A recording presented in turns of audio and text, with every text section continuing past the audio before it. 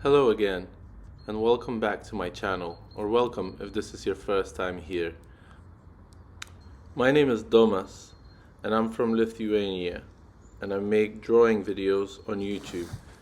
This is my second video. I started to draw outside more often recently, because the spring is here. It's not so cold outside, and it's just nice to sit and draw while listening to the birds singing. One difficulty, though, is that natural world is very hard to draw. I find it super challenging to focus on every detail, so I tend to give up pretty quickly on my drawings outside in the forest. However, I wanted to show you my process either way. I find drawing inside easier in a way because nature can overwhelm all the senses and it is quite difficult to focus on one thing only and drawing that one thing, let's say a tree, precisely how I want it to be drawn. I am used to rushing through it and not paying as much attention as I could. So I tend to do my so-called best drawings when I'm inside. If the process of drawing a tree is too difficult, I jump to another object, like a pavement or a smaller bush. However, the challenge rarely gets easier. I still have to come back to the first object, which I was drawing before eventually. And then it dawns on me that I shouldn't have started at all, like making art altogether, because why should I draw it if I can't even draw a simplest thing? And yet, Carl Gustav Jung said how difficult it is for a man to be simple. Also, I don't know why do I consider a tree to be a simple object. I mean, most of the trees around me in this forest are older than me, so naturally they carry more knowledge than me, more history.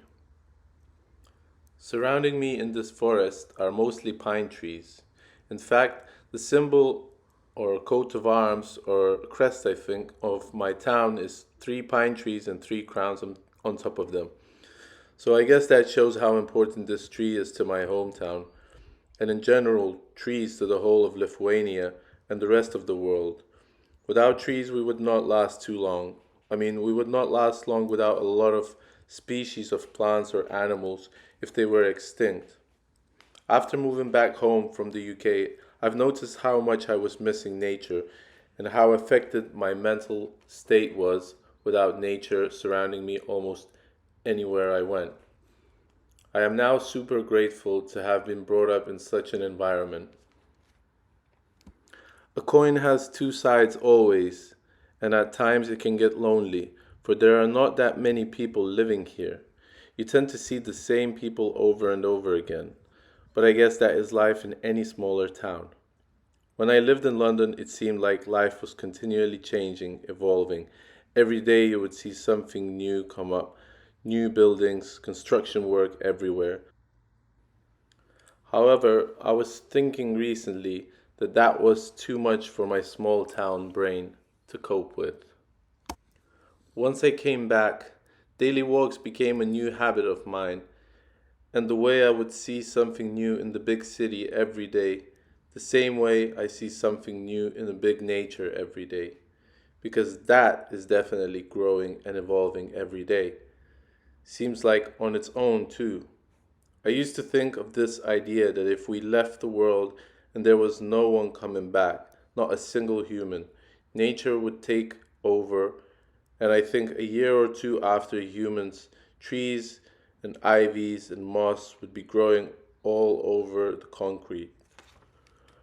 Roots would be destroying the roads, and air would become cleaner and fresher. I always liked the quote from great late comedian George Carlin: the planet isn't going anywhere. We are. I can feel how winters, which used to be pretty cold here when I was a child, now are getting shorter and warmer. Even though there's still snow and sometimes a lot of it. It is quite scary to think what will happen in 50 or 100 more years. Either way, I hope that this is just the natural state of how things have always happened. We haven't been here for that long to know if there weren't another extinct species of humanoids before us. Or have we? Perhaps if I did more research, I would find out. I did not intend this channel to be a space for philosophical content. However, I'm not against it either. Perhaps you can prove me wrong. Maybe my job is to do better drawings and not to philosophically delve into the depths of why am I thinking this or that. However, drawing in itself to me is a quiet monologue or a dialogue with the other me, the higher me, which dictates what to say, to write, to think. And I think part of this channel was to let the other me express itself. Leave a comment if you would like me to think and ramble about a certain topic. I am playing these videos by ear, writing about things I think about, so any suggestions are welcome. Like, share, and subscribe if you would like to see where this journey evolves. And as always, thank you for your time and attention. That is the greatest gift that one could receive. I'll leave you with the silence of the forest and the texture of a really old bench on which I was drawing this piece. Thank you for listening, if you made it this far, and see you in the next one. All the best.